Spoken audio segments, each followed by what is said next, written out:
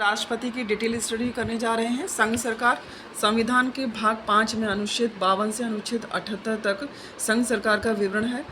अध्याय 1 में संघ की कार्यपालिका, राष्ट्रपति, उपराष्ट्रपति, प्रधानमंत्री, मंत्रिपरिषद, महान्यायवादी, इन सभी का वर्णन अध्याय 1 में है।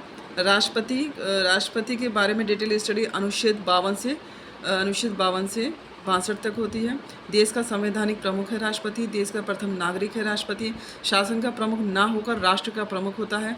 वरीयता क्रम में सर्वोच्च होता है। राष्ट्र की एकता व अखंडता इसका प्रतीक होता है। अनुच्छेद 52 में कहा गया है कि भारत का एक राष्ट्रपति होगा। राष्ट्रपति पद का उल्लेख अनुच्छेद 52 में किया गया है। भारत के राष्ट्रपति का पद विधिक रूप से अमेरिका के राष्ट्रपति की तरह तथा शक्तियों के अनुसार ब्रिटेन के राष्ट्रपति की तरह होता है। यह अमेरिका और ब्रिटेन इनसे किस तरह में समानता रखता है? अमेरिका से तो राष्ट्रपति का बस विधिक रूप से और ब्रिटेन से शक्ति के अनुसार।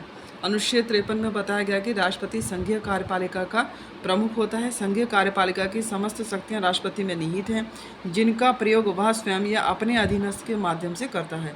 वास्तविक प्रमुख प्रधानमंत्री व मंत्रिपरिषद होते हैं। अधीनस्थ से तात्पर्य मंत्रिपरिषद से है। राष्ट्रपति की शक्तियों के बारे में दो तरह की शक्तियां हैं, आपातकालीन शक्तियां और सामान्य शक्तियां। आपातकालीन शक्तियों में संविधान के भाग 18 में अनुच्छेद 352 से 360 तक वर्णन किया गया है। सामान्य शक्तियों में विधायी शक्तियां, कार्यकारी शक्तियां, न्यायिक शक्तियां, वित्तीय शक्तियां, सैन्य शक्तियां और कूटनीतिक शक्तियां, ये सभी राष्ट्रपति की सामान्य शक्तियां हैं। अनुच्छेद 54 में राष्ट्रपति के निर्वाचक मंडल का प्रावधान है। निर्वाचन के बारे में है। संसद के दोनों सदनों के निर्वाचित सदस्य इनमें भाग लेते हैं। इनमें लोकसभा और राज्यसभा के होते हैं। राज्य विधानसभाओं के निर्वाचित सदस्य भाग लेते हैं। विधान परिषद का कोई भी सदस्य राष्ट्रपति के चुनाव में भाग नहीं लेते हैं। केंद्र शासित प्रदेशों की विधानसभाओं के निर्वाचित सदस्य इसमें भाग लेते हैं। केंद्र शासित प्रदेश में दिल्ली, पुडुचेरी व जम्मू। 70वें संविधान संशोधन 1992 के अनुसार दिल्ली व पुडुचेरी के विधानसभा निर्वाचित सदस्यों को निर्वाचक मंडल में शामिल किया गया, जो 1995 से प्रभावी हुआ। जब कोई विधानसभा सभा विघटित हो तो चुनाव में भाग ले सकती है अथवा भाग नहीं ले सकती। जब कोई विधानसभा विघटित हो तो चुनाव में भाग नहीं ले सकती है। जब निर्वाचक मंडल के सदस्यों में से कोई पद रिक्त हो तो राष्ट्रपति के चुनाव होंगे। इसका राष्ट्रपति चुनाव पर कोई प्रभाव नहीं पड़ेगा। जब निर्वाचक मंडल के सदस्यों में से कोई पद रिक्त हो तो राष्ट्रपति के चुनाव होंगे। इसका राष्ट्रपति चुनाव पर कोई असर नहीं पड़ेगा। 16वें राष्ट्रपति चुनाव के समय जम्मू विधानसभा भंग थी, अतः राष्ट्रपति चुनाव में भाग नहीं लिया। राष्ट्रपति ने चुनाव में भाग नहीं लिया। 16वीं अनुच्छेद 55 में राष्ट्रपति के चुनाव का तरीका, उसकी प्रक्रिया, रीति के बारे में अनुच्छेद 55 में दिया गया है। आनुपातिक प्रतिनिधित्व की एकल संक्रमणीय मत प्रणाली से गुप्त मतदान होता है। निर्वाचन कानून 1952 में, जिसका संशोधन 1994 या 1997 में किया गया। 1997 से प्रस्तावक 50 थे, अनुमोदक भी 50 थे। निर्वाचक मंडल में से जमानत राशि 15,000 रुपये आरबीआई के पास जमा हुई थी। जमानत राशि तब जब्त की जाती है जब उम्मीदवार को डाले गए कुल वैध मतों का 1/6 मत प्राप्त ना हो, तब जमानत राशि डाली जाती है। न्यूनतम कोटा डाले गए कुल वैध मतों का 50% न्यूनतम कोटा होता है +1। प्रत्येक मतदाता को एक मतपत्र मिलता है जिसमें उसे वरीयता अंकित करनी पड़ती है। मतदाता के उम्मीदवार के अनुसार क ख ग घ ङ ABC 231111 322323 113232। मतगणना के प्रथम चरण में प्रथम वरीयता में ABC, A में 4, B में 0 और C में 2। चुनाव के बाद प्रथम चरण की मतगणना होगी, जिसमें न्यूनतम कोटा के साथ सर्वाधिक मत प्राप्त करने वाले विजेता को विजेता घोषित कर दिया जाएगा। नोट: अगर प्रथम चरण में किसी भी उम्मीदवार को न्यूनतम कोटा प्राप्त नहीं हो तो मतों के स्थान की प्रक्रिया प्रारंभ होगी। अगर न्यूनतम भी कोटा प्राप्त नहीं होता है तो मतों के स्थान की प्रक्रिया शुरू होती है। मत स्थानांतरण क्या है? यह द्वितीय चरण में, इस चरण में कुल उम्मीदवारों में से जिस उम्मीदवार को प्रथम वरीयता के सबसे कम मत प्राप्त हुए हैं, उस उम्मीदवार के प्रथम वरीयता के मतों को रद्द किया जाएगा तथा उसकी द्वितीय वरीयता के मतों का स्थानांतरण शेष उम्मीदवारों में कर दिया जाएगा। यह प्रक्रिया तब तक चलती रहेगी जब तक उम्मीदवार को विजेता घोषित नहीं करते हैं।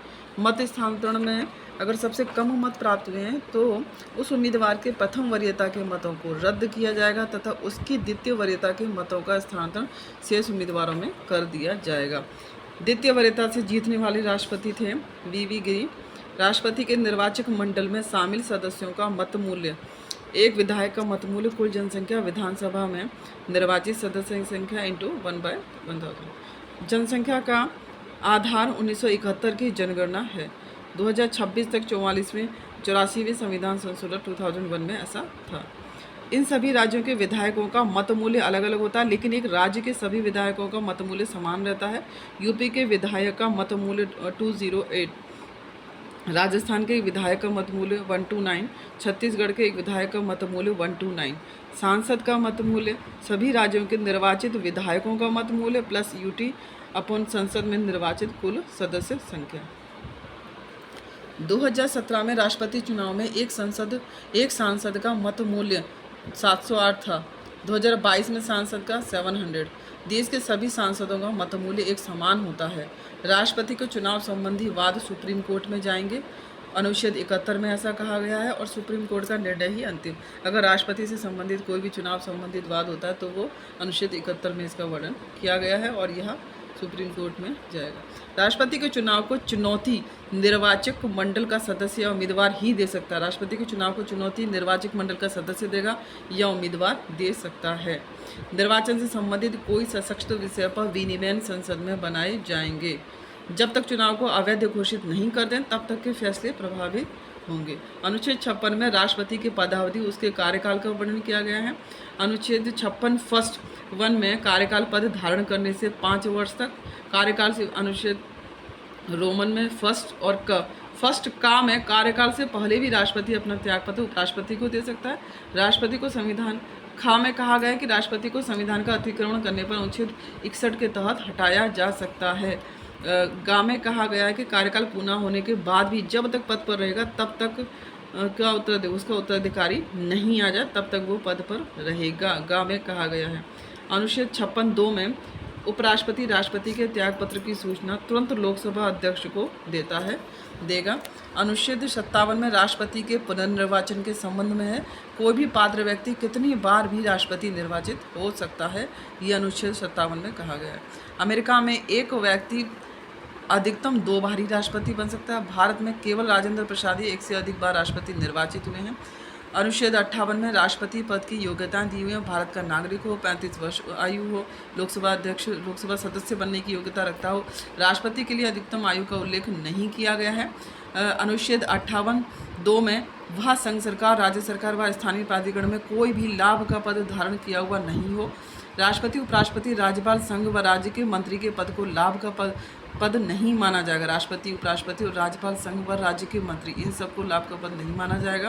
कुछ राष्ट्रपति ऐसे भी थे जिन्होंने चुनाव से पहले पूर्वहित पदों को त्यागपत्र दिया। वी गिरी और संजीवा रेड्डी ऐसे थे जिन्होंने पहले ही त्यागपत्र। राष्ट्रपति पद की सेवा शर्तें 59 में दी गई हैं। राष्ट्रपति पद पर निर्वाचित व्यक्ति किसी सदन का सदस्य नहीं होगा। अगर है तो पद धारण का पहले त्यागपत्र देना होगा, नहीं तो स्वतः ही पूर्व पद समाप्त समझा जाएगा। अन्य कोई लाभ का पद धारण नहीं करेगा। बिना किराए चौकाए राष्ट्रपति को आवासीय भवन दिया जाएगा। रायसीना हिल्स दिल्ली में है। The retreat Himachal Pradesh. संसद द्वारा वेतन भत्ते एवं अन्य विशेषाधिकार दिए जाएंगे। वेतन 5 लाख रुपए प्रति माह जो कि कर मुक्त होता है, भारत की संचित निधि से दिए जाते हैं। पेंशन वेतन का 50% मिलता है। पदावधि के दौरान इसमें कोई अलाभकारी परिवर्तन नहीं किया जाएगा। राष्ट्रपति के निजी कृत्यों के खिलाफ कार्यवाही भी 2 महीने का नोटिस देने के बाद ही की जाएगी। अनुच्छेद 60 में शपथ का प्रारूप दिया हुआ है। राष्ट्रपति को भारत का मुख्य न्यायाधीश CJI शपथ दिलाता है। CJI नहीं है तो वरिष्ठतम न्यायाधीश शपथ दिलाता है। शपथ श्रद्धापूर्वक कर्तव्य पालन की, संविधान और विधि का परिरक्षण, संरक्षण